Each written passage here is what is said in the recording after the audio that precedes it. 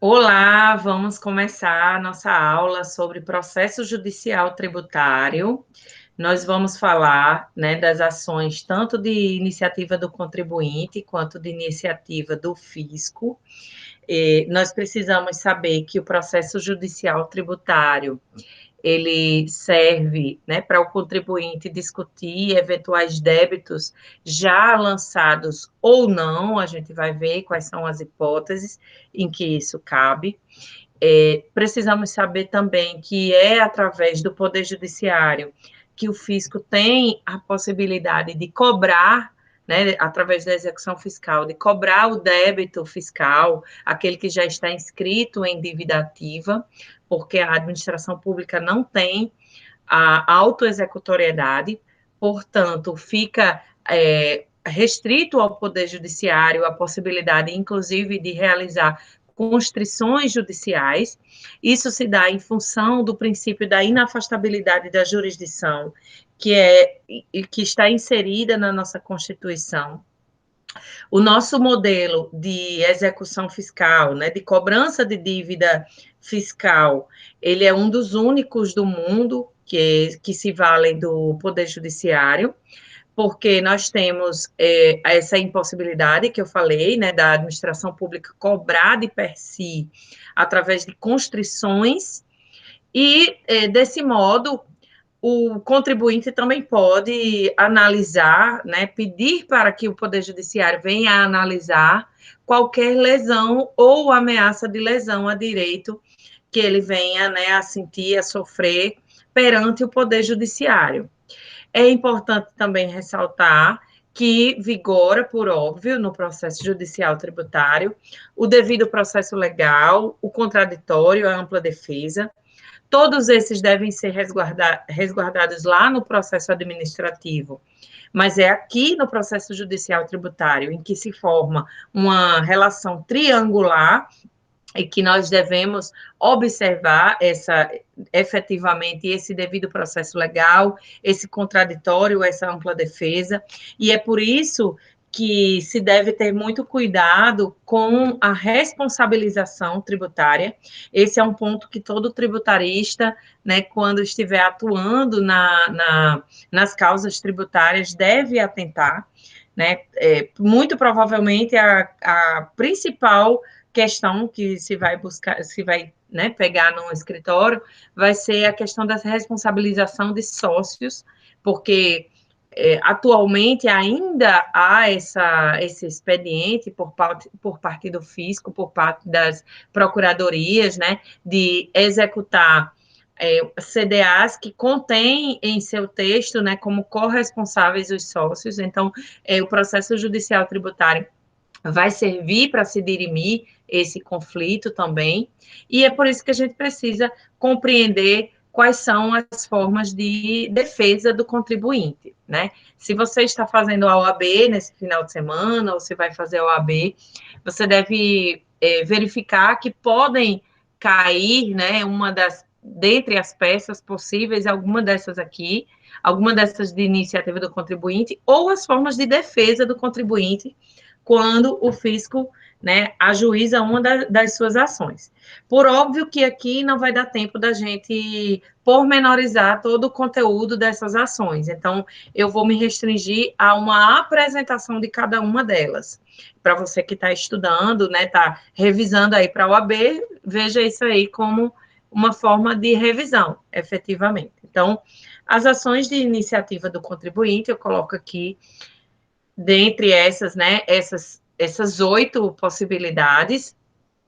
Verifique que a gente não vai tratar aqui especificamente, por exemplo, aqui na hipótese 7, 5.2.7, de ação de controle de constitucionalidade, porque não seria efetivamente do contribuinte em si, né? Seriam os legitimados que estão previstos na Constituição, mas que são em defesa do contribuinte de algum modo, a gente não vai tratar aqui.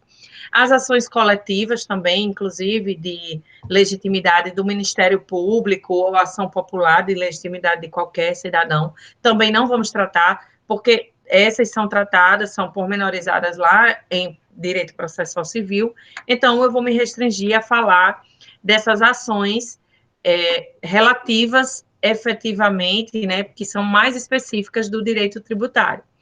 Nós vamos começar pela ação declaratória de inexistência de relação jurídico-tributária, certo? Vamos falar dessas 5: ação anulatória de lançamento, ação em consignação de pagamento, ação de repetição de débito e mandado de segurança. Ação rescisória nós também não vamos tratar dos seus requisitos, porque vocês já veem lá em processo civil. Então, essas aqui que são mais específicas de tributário é que eu vou tratar. Então, começamos aqui com a primeira hipótese de ação de iniciativa do contribuinte, que é a ação declaratória de inexistência de relação jurídico-tributária. Verifique que essa ação, ela tem por fim, como ela é uma ação declaratória, né? Ela tem por fim uma sentença que vai ter a natureza declaratória. Na verdade, dentre as naturezas de sentença, nós vamos ter a sentença que a gente chama de sentença constitutiva, né? Ela vai declarar a existência ou inexistência de uma relação jurídico-tributária. E por que que se busca essa sentença com essa natureza? Porque, vejam só, por enquanto, não existe ainda um lançamento. Então, não há necessidade ainda de se anular algo. Você quer apenas que haja uma declaração para que venha a ser, né, essa declaração a ser interposta contra o fisco, né? Então, não houve ainda o lançamento, mas pode ter havido algum ato, algum fato, né, que venha a ensejar essa necessidade de se entrar com a ação declaratória. Por exemplo, se você tem você é um contribuinte do ICMS, né? Contribuinte do ICMS, a gente sabe que é aquele que tem a sua atividade, é a atividade habitual de circulação de mercadorias ou de prestação de serviços de comunicação ou transporte interestadual ou intermunicipal. Mas aí, digamos que você seja um comerciante e venda determinados produtos, determinadas mercadorias. Só que aí, uma determinada circulação de mercadoria, enfim, uma determinada atividade que você está prestando, né? O fisco, por exemplo, demonstra que aquela atividade poderia ser tributada pelo ICMS. Exemplo, você tem na sua empresa, você tem um depósito que fica em uma outra cidade. Né? Por exemplo, o Magazine Luiza tem isso, né? Às vezes no mesmo estado, mas ela de uma cidade para outra, ela transporta esses produtos. E aí, quando ela vai transportar, mesmo sendo do mesmo estabelecimento, de um para o outro, digamos que venha o fisco e tenha essa conduta lá de parar o caminhão com as mercadorias e cobrar o ICMS, mesmo ainda não tendo havido a transferência da mercadoria. Então, com essa atitude, veja que já se está sinalizando que o fisco vai lançar esse tributo, né? Vai lançar esse ICMS. Você entende, você como contribuinte, você é advogado lá dessa empresa, você entende que não houve a circulação da mercadoria. Então, você precisa, né, obstaculizar essa conduta do fisco e você pode entrar com essa ação declaratória de inexistência de relação jurídico-tributária para já declarar que esse transporte de mercadorias de um mesmo estabelecimento que fica, né, entre um depósito e a loja não configura o fato gerador do ICMS. Esse é só um exemplo para vocês verem com o cabimento da ação declaratória de inexistência de relação jurídico-tributária. Então, essa ação declaratória, ela vai se dar antes do lançamento. O fisco nem lançou ainda. Ela tem natureza de ação ordinária, né?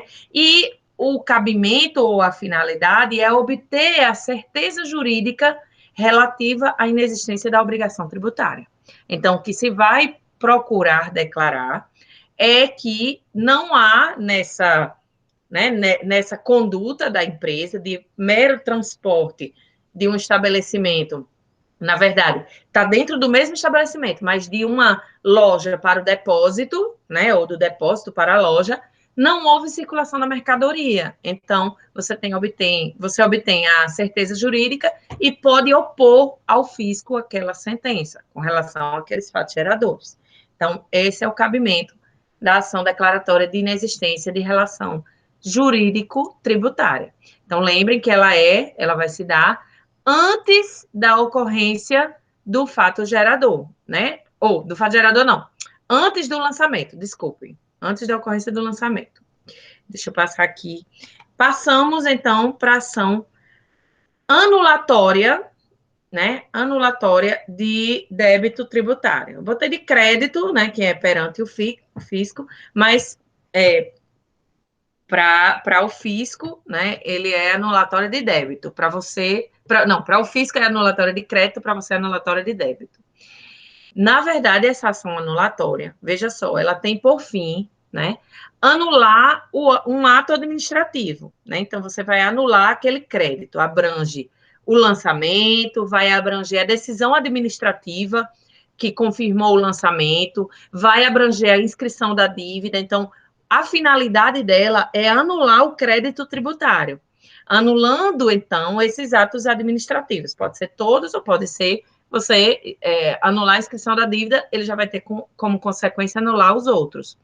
Então, é importante que nos pedidos, né, da ação anulatória de crédito tributário, a depender do que já tenha acontecido, digamos que houve só o lançamento, não houve ainda inscrição da dívida, você se restringe lá a pedir a anulação do lançamento, né, ou a decisão administrativa, enfim. Com a procedência da ação, o ato vai ser anulado. Então, vejam só, nesse caso, a ação, ela tem por fim, né, a sentença, ela também vai ser uma sentença de natureza constitutiva, porque ela vai desconstituir uma relação jurídica, mas ela vai desconstituir anulando, né, anulando um ato administrativo, que é o ato de lançamento, ou a decisão administrativa que confirma a inscrição da dívida. Então, ela vai ter, por fim, a anulação do ato, né? Lembre que na declaratória ela não anula ato ainda, ela apenas declara a inexistência da relação jurídica. Nessa, ela anula o ato e a ratio decidente dela é que vai ser a inexistência de relação jurídico-tributária. Então, é a ratio decidente que vai, né, da ação anulatória, que vai englobar, digamos assim, uma declaração de inexistência de relação jurídico-tributária. Então, a anulatória, ela cabe sempre. Não, desculpe, a declaratória de inexistência, ela cabe sempre. A anulatória só cabe quando há o lançamento. Se você entra com a anulatória antes do lançamento, ela não vai, né, o judiciário não vai considerar o interesse de agir, não vai reconhecer que há interesse de agir. É importante dizer que para a anulação do crédito tributário, o depósito não é imprescindível, né? Eu lembro aí o texto da súmula vinculante número 28, né, que já diz que não há necessidade de depósito, né? Deixa eu passar aqui um pouquinho para frente para a gente ler aqui o texto da súmula vinculante 28. É inconstitucional a exigência de depósito prévio como requisito de admissibilidade de ação judicial na qual se pretenda discutir a exigibilidade de crédito tributário. Então, veja só, inclusive com essa súmula vinculante número 28, eu até penso que há a possibilidade de se aplicar, inclusive, aos embargos, mas a gente vai discutir um pouquinho mais à frente, certo?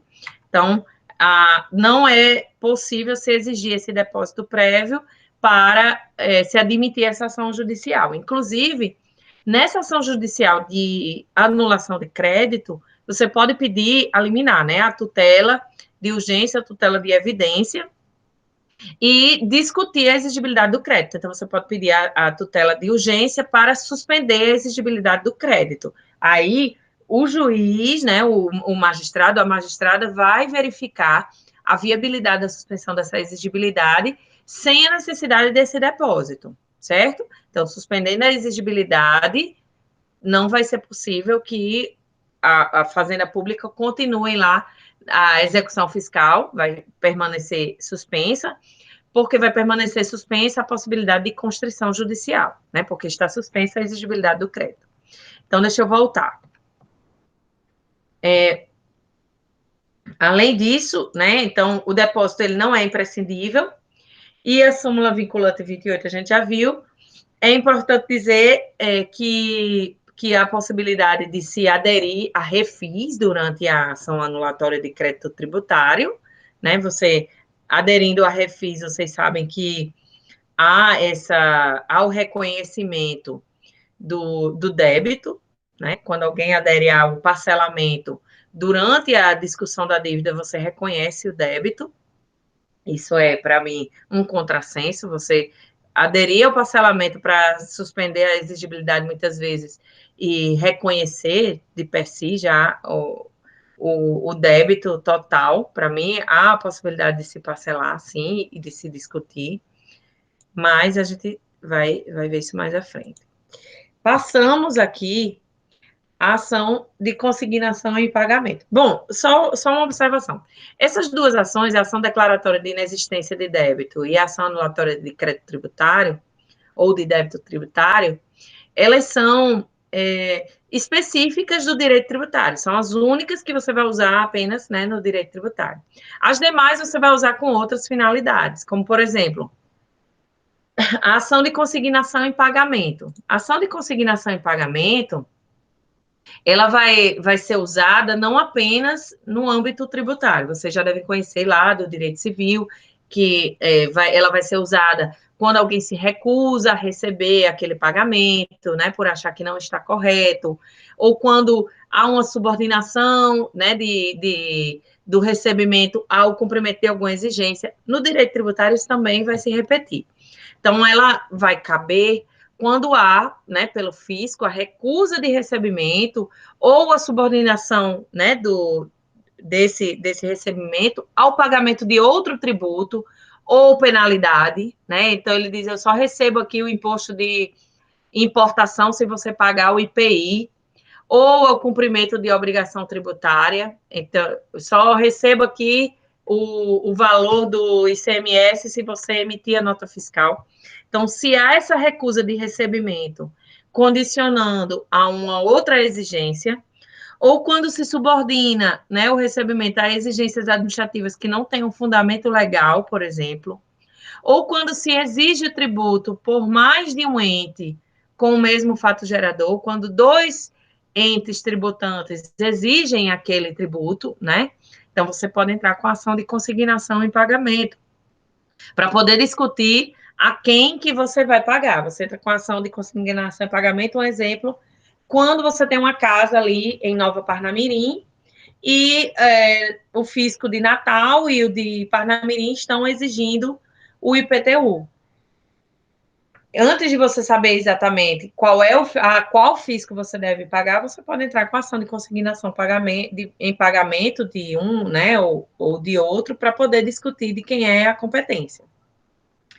Além disso, né, é importante dizer que no caso de procedência da ação de consignação em pagamento, extingue-se o crédito tributário e o seguinte, o depósito, nesse caso, só suspende a exigibilidade se o depósito for integral do valor, né, que o fisco entende como devido. Eu acho um contrassenso também, gente, porque a exigibilidade, né, a suspensão da exigibilidade, ela pode ser realizada por liminar lá na ação anulatória, né? E, além disso, na ação de consignação em pagamento, você tem que depositar em dinheiro, né? Você deposita em juízo. Talvez seja melhor, às vezes, colocar um bem lá para ser penhorado, né? E o prazo para você depositar, né? Depois que você entra com a ação em consignação, é o prazo de 5 dias. Mas isso aí vocês vão ter acesso, né? A legislação, quem está para fazer a OAB vai ter acesso à legislação lá na hora para consultar. Passamos, então, à ação de repetição de indébito. Primeira observação que deve ser feita na ação de repetição de débito, eu acho que talvez para você, que já estudou bastante esse tema, né, isso aí já é bem óbvio, mas isso é algo que o pessoal sempre me pergunta quando eu vou falar de repetição de indébito. Repetição de débito em direito tributário pode ser feito em dobro? Não, não pode ser feito em dobro, pessoal, porque ainda que haja uma, né, uma cobrança indevida, você não pode, né, inclusive o próprio STJ entende que o fisco nunca age de má fé. Portanto, essa restituição do tributo pago indevidamente, ela nunca vai ser em dobro, porque não há a má fé por parte do fisco. O fisco apenas está cobrando aquilo que lhe foi, né, que lhe foi passado. O fisco é impessoal. Se houve algum erro, né, nessa cobrança, algum erro injustificável, não foi realizado pelo fisco, foi sim pelos agentes que agem por ele. Esse é o entendimento do STJ, tá? Muito embora o fisco, né, a pessoa jurídica responda pelos atos de seus agentes, porque ele só tem vontade quando ela é expressada pelo agente, quando ela é manifestada pelo agente. Então, a repetição de indébito, né, ela tem cabimento quando há essa necessidade de restituição de tributo, né, pago indevidamente. Está lá nos artigos 165 a 169 do Código Tributário Nacional.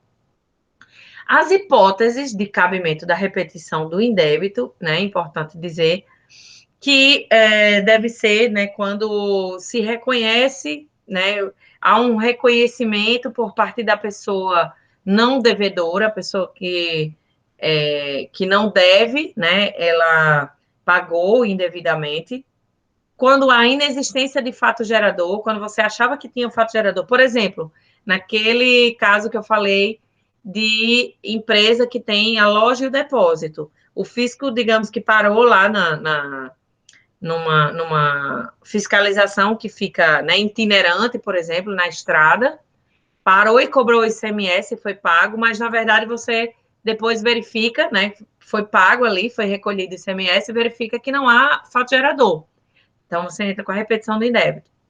Ou quando se aplica a alíquota superior à prevista, quando o fisco se equivoca na alíquota que deve se aplicar, porque aplicou, digamos, considerou que o fato gerador ocorreu em uma data diferente e, portanto, aplicou uma legislação diferente. Quando ele paga, né, quando se paga o crédito tributário prescrito, você pode, inclusive, pedir a restituição, né? E é importante dizer, nessa observação, que não cabe a restituição de tributos indiretos. Muito embora, né, o STJ já tenha sinalizado aí no que tange ao ICMS relativo, né, ao que a gente paga lá de fornecimento de energia elétrica, já tem decisão do STJ autorizando a repetição do indébito, né, do que a gente pagaria de ICMS relativo à demanda contratada e não usufruída, não é? Assim, tem uma decisão do STJ, mas que eu não vou adentrar, não vou pormenorizar. Posso depois, inclusive, se você tem dúvida, você pode me mandar a pergunta que a gente pode analisar. Então, a repetição do indébito se dá nesses casos, né, de restituição de tributo pago indevidamente e, em regra, houve a extinção do crédito pelo pagamento. Então, você vai rediscutir aí a dívida que você já pagou.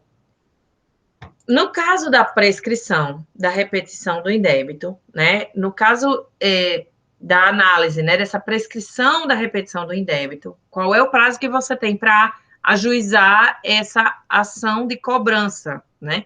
Qual é o prazo que você tem para exercer a pretensão de restituição?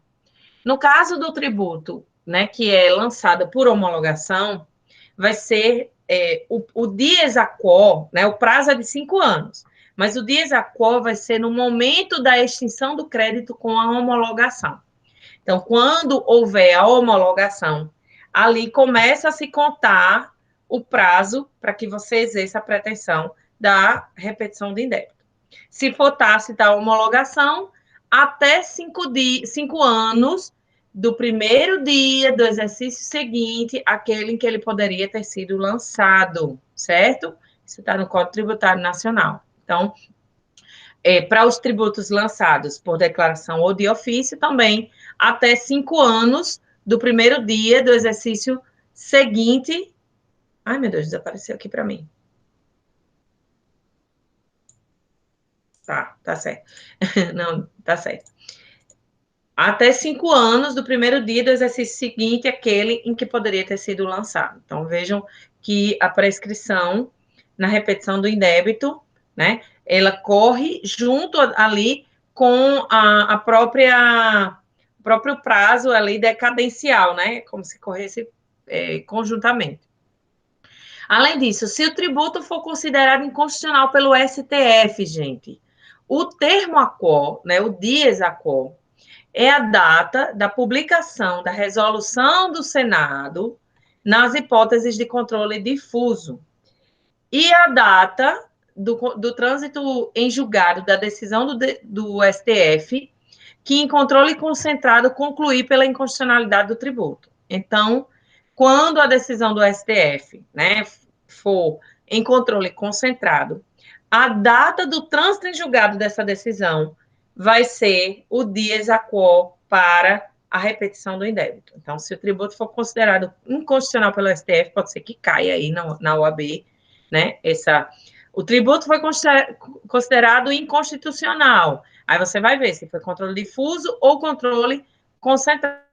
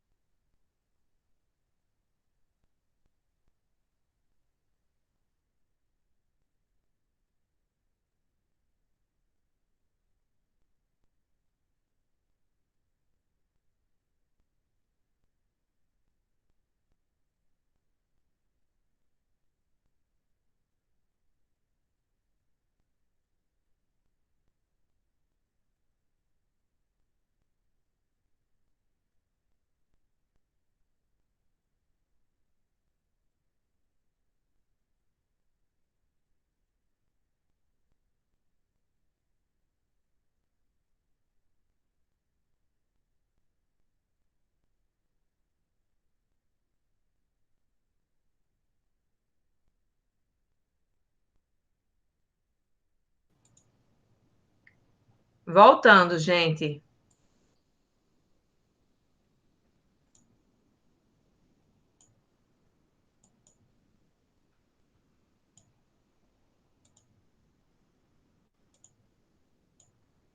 Voltando aqui, então, à prescrição na repetição do indébito.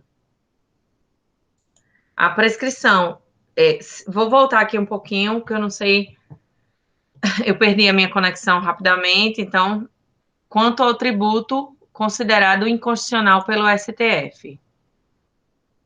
Se o tributo é considerado inconstitucional pelo STF, o termo a qual é a data da publicação da resolução do Senado nas hipóteses de controle difuso. Se a decisão se der em controle concentrado, a data do trânsito em julgado da decisão do STF é que é o dies a quo, né? Então, quando o STF conclui pela inconstitucionalidade do tributo no controle concentrado, ou seja, há uma ADI, né? Há uma ação ADI ou ADC específica para aquilo, e o STF conclui pela inconstitucionalidade, o dies a quo é a data do trânsito em julgado da decisão do STF. Caso seja em controle difuso, por exemplo, ele está analisando um recurso extraordinário, né, uma repercussão geral e um recurso extraordinário, o dies a quo é a data da resolução do Senado no caso desse controle difuso. Digamos que ele, né, declara inconstitucional ali aquele tributo, aquela cobrança, e a resolução do Senado vai ser o dies a quo. Aí a observação que deve ser feita é que a execução pode se dar por meio de compensação tributária, né? Então, se você tem algo para receber na repetição de débito, mas você paga constantemente aqueles tributos, aquele determinado tributo, então essa execução da repetição do indébito pode ser feita por compensação. Então, antes de passar para a próxima ação, eu vou pausar aqui a nossa aula e na próxima parte nós vamos ver mais algumas ações de iniciativa do contribuinte. Deixa eu pausar.